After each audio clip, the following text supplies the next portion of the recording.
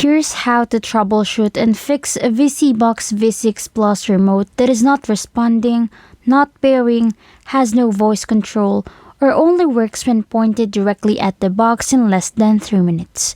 Today I will show you in a step-by-step guide how to restore your remote's Bluetooth connection and get it working normally again. First, replace both AAA batteries with a brand new matching pair. This rules out the most common cause of remote problems.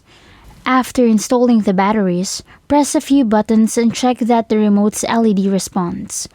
Next, unplug the VSeeBox power cable for 30 to 60 seconds, then plug it back in.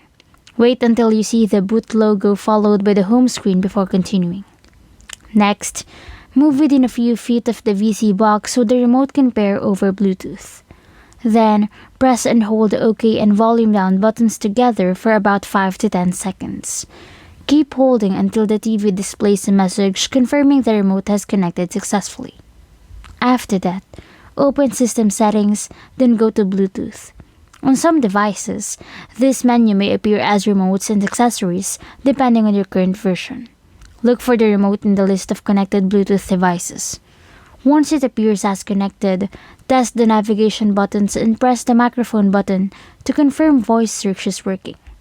If your remote only works when you point it directly at the box, it is probably using infrared instead of Bluetooth. Repeat the pairing process by holding OK and volume down until the Bluetooth connection is restored. If you don't see this option, there's another way. Connect the USB mouse to the VSeeBox and open System Settings, then Bluetooth. Remove or forget the existing remote entry, restart the box, and repeat the pairing process. If the remote appears on the Bluetooth device list, select it to reconnect. If it still fails after fresh batteries and repairing, the remote may have a hardware fault and should be replaced through your cellular or VSeeBox support.